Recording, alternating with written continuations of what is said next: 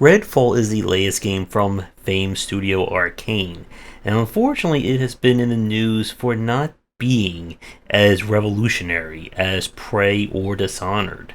But it's time to take a look and see how much this game, well, I guess for lack of a better term, bites.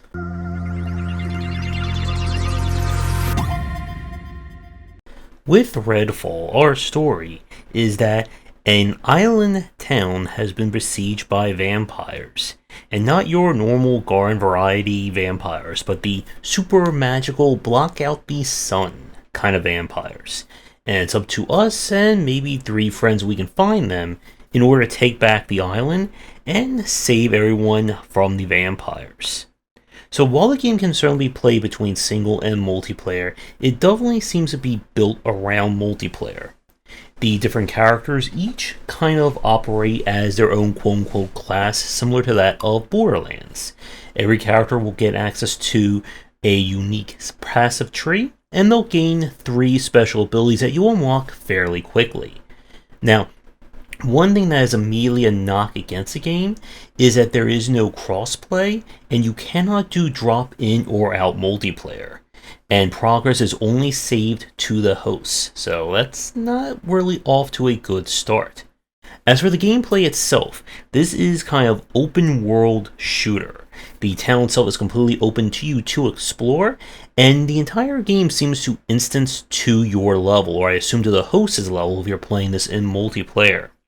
You'll be going around completing missions, trying to find 100 random MacGuffins that can be used for additional bonuses, and of course killing every vampire and, strangely enough, humans that you have to fight as well. Now, the gunplay in this one is decent. I wouldn't say it rivals any of the better FPSs we've played, but it has a kind of nice meatiness to it. You'll gain access to different weapons. You'll also find of course, rarity. Each weapon can come in one of 5 flavors, and of course, the rarer the weapon, more perks, and so on. However, the stats of the weapons are kind of fixed per level. So a level 5 weapon will always spawn with the same level 5 stats, and so on. Now, unfortunately, the things you're going to be fighting against aren't as, meaty as our guns. The AI in the game, at least when we play this at launch, is just not good. Enemies have 2 modes: charge at you, or just charge at you. That's basically all they're going to do to fight you. Even the vampires, who are supposed to be considered the elite or upper class enemies, still fall into the same patterns. The only real difference between fighting a human and fighting a vampire is that the vampires themselves will require an additional step of staking them in order to finish them off, or you can use elemental or environmental hazards to do the job. Now, for those of you who are hoping that this game will fall in line with the immersive sim aspects of course, Arcane's heights with Dishonored and Prey, the game doesn't quite go there. While you can quote-unquote do things your own way, each mission only has one fixed outcome of clearing it. If it's a fight, you're going to fight no matter what. And you're definitely lacking in interesting movement powers. I played as the character who gets a little teleporter, which was pretty useful. And each character gets some additional way of doing things.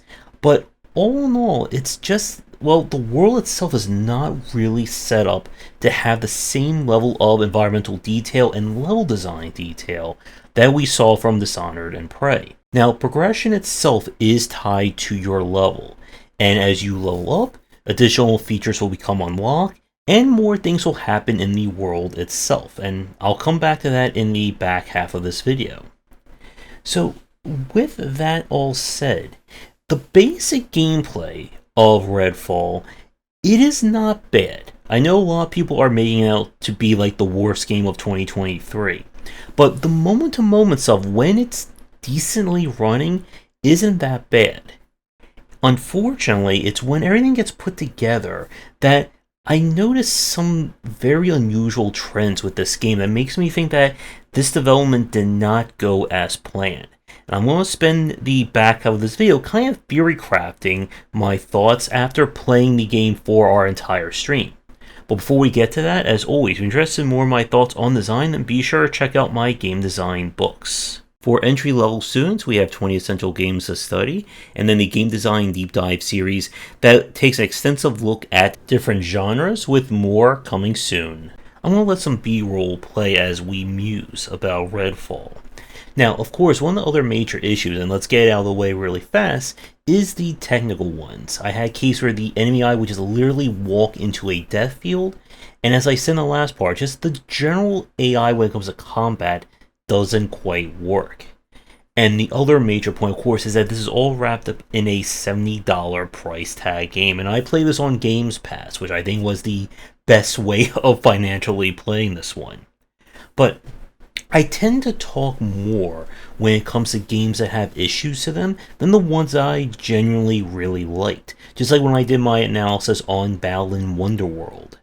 And Redfall, as I said at the end of the last part, there's something not quite right about this, beyond just the issues.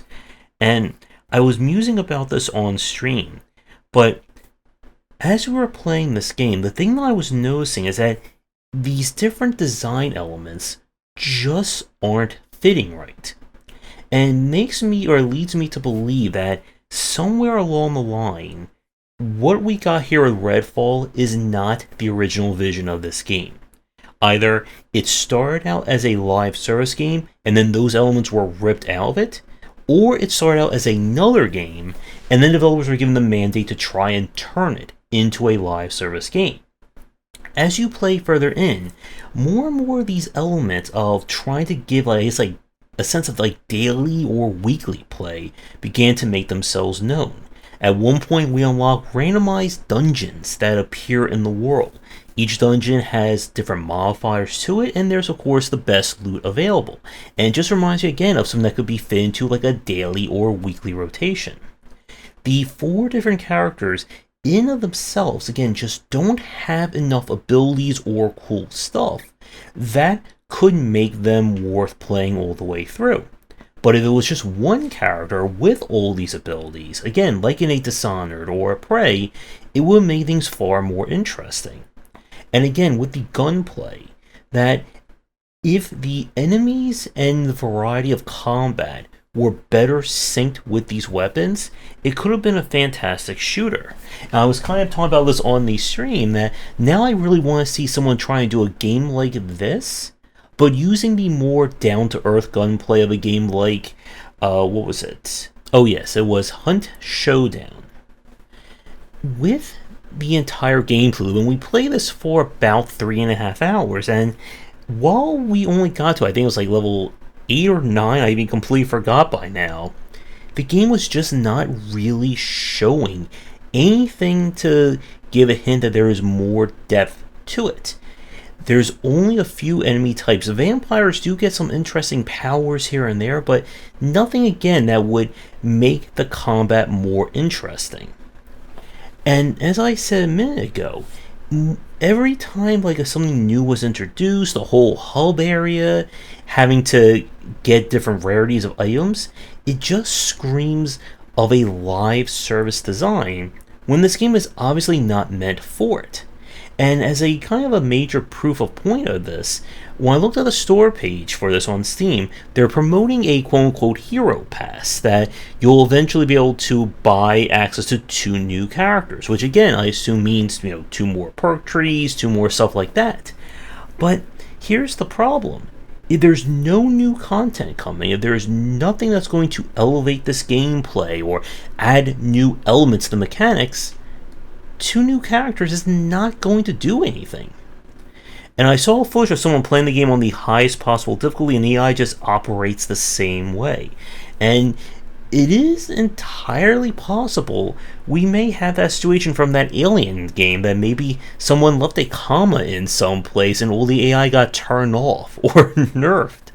But again, this is a game that it feels very much like Arcane is trying to do something that the studio is not really set up to do. And I'm going to say probably the meanest thing I think I've ever said on a review to date, but Redfall was giving me vibes of what I saw with Anthem. That it's a case where a studio is being told to do something different, and they don't quite get what makes those mechanics work, and we end up with a game that doesn't feel right. And that's unfortunately where Redfall lands. I'm not angry about this game, I'm just very disappointed, because all the individual elements here, an open world, fighting supernatural monsters with your friends, all this could certainly work in a big budget or even just a medium budget game. And I feel like Redfall is going to go down the same path as Back 4 Blood. A game that at full price is definitely not worth it, but if you can get it on a very big discount and you have some friends to play with, I think there's enough here to have at least an entertaining time with, as long as you have those friends. Again, we played the single player, and just again, the individual stuff does not hold up when it's just you running around this world. So with that said, I'm curious for those of you who've also played this game, what did you think of this? Are there any redeemable elements of this, especially in the later parts of the game? Like, are there interesting powers? Do the weapons finally start to get more different? And do the rarities actually matter? And I will at least give the developers credit, they didn't do the same thing that a lot of live service games do, and just have levels over every enemy's head. As long as you can land headshots, you can deal with most enemies very easily, at least from what we play. I don't know if they somehow turn on gear rating at a certain level. But again, let me know what you think in the comments down below. Thank you so much for watching this video. Do all the YouTubing stuff people tell you to do. Check out our Discord and Patreon. And come back for daily discussions on game design here and on game wisdom, where some of the art and science of games.